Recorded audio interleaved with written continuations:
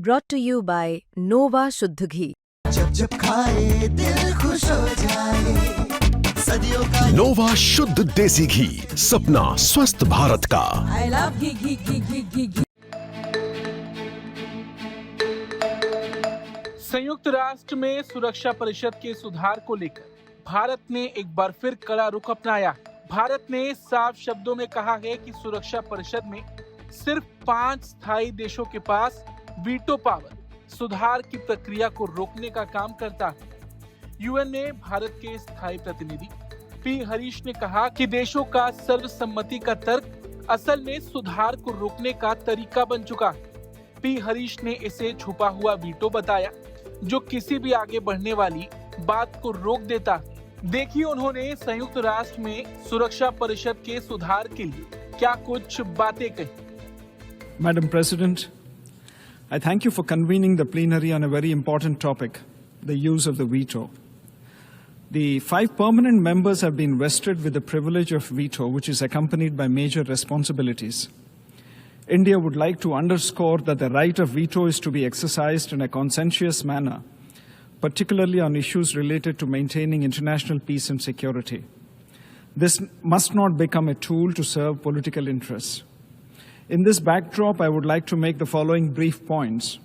First, the provision of a veto is available to only 5 member states, and it goes against the principle of sovereign equality of UN member states. Second, veto has so far been exercised by the permanent members to achieve their respective political ends. It needs to be highlighted that over the 80-year period of existence of the United Nations, around 300 vetoes have been exercised on around 200 resolutions. Third, India notes that 2 out of the 5 permanent members have not exercised a veto for over 3.5 decades. Fourth, in the context of the IGN, the consensus argument has effectively become a disguised de facto veto.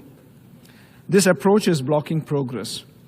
Consequently, no concrete outcomes could be achieved under the IGN framework for Security Council reform. It also needs to be highlighted that Resolution 62/557 that paved the way for the IGN spelled out that the guiding principle for member states in their endeavors towards a solution is the widest possible political acceptance and not consensus.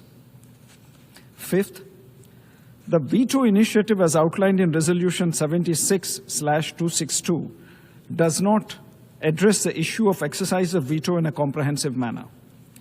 It has not prevented permanent members from exercising the veto, and since the adoption of the Resolution 76/262 on 26 April 2022, the veto has been exercised on 20 occasions. Sixth, the use of veto is one of the 5 clusters in the context of Security Council reforms under the IGN framework. The fact that the veto initiative has been unsuccessful corroborates that a piecemeal approach towards Council reforms is bound to fail.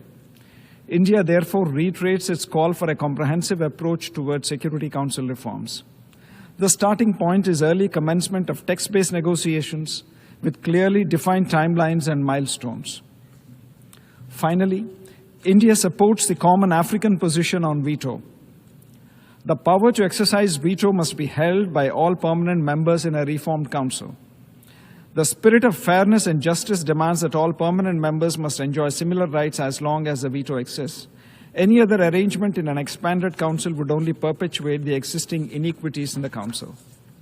In closing, India would like to stress that the Security Council is facing questions relating to credibility, legitimacy, and efficacy. It is imperative to make the Security Council fit for purpose. It must be equipped to purposefully intervene on current and future challenges. Reforming the Security Council is central to this. The 8-decade-old architecture must be redesigned to reflect the current geopolitical realities. India stands fully ready to contribute to this endeavor. I thank you, Madam President.